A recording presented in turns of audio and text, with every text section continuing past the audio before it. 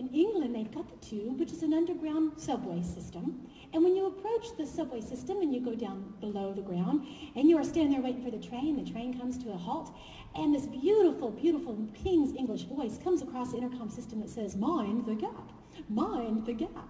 And when it says that, you're like, okay, you know, the door's open, there's a big gap there, and if I step into the gap, I could get injured and bloodied and bruised and die. I could get in big trouble. So of course they're warning you about it.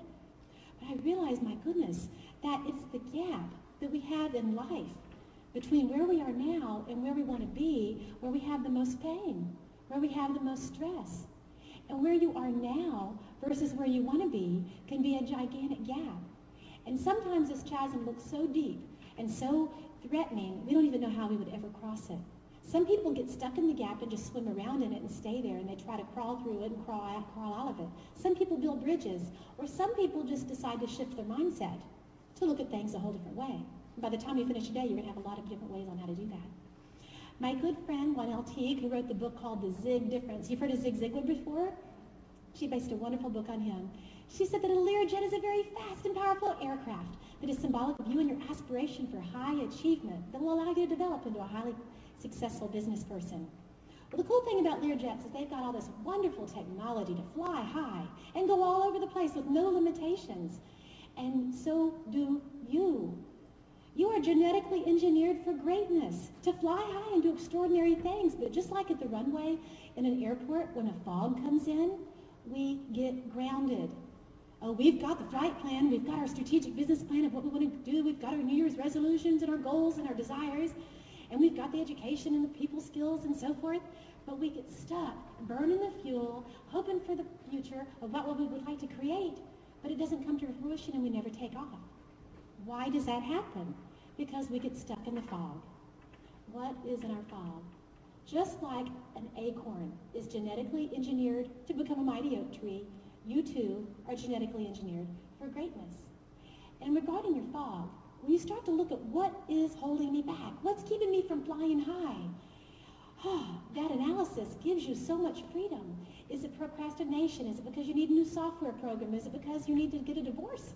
Is it because things are happening that you don't like and you really need to make some big changes, that once you remove the fog and blow it away and you clear the fog, prepare for takeoff, because you can go amazing places. Did you see Under the Tuscan Sun with Diane Lane? Most every woman did. Was that not a great movie? Diane Lane is speaking to this beautiful French woman, this beautiful, blonde, gorgeous, fabulous lady. And she says to her, "Darling, darling, they built the tracks across the Alps before the train was ever invented." I'm going to say that again. It applies to every one of you.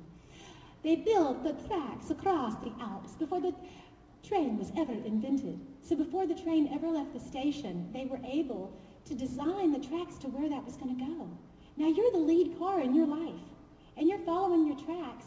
But the interesting thing about change is that you may be the lead car. And if you've ever heard trains connecting and they clank together and they make all this violent noise, is that that's what it feels like. You know, we're going through life as we thought we were going to be doing. Here's our plan. This is how I want to be. We are completely oriented to how we want things to be. And then, bam, with all this violent clanking like a train, a chain slams up against behind us, and we have this extra new weight.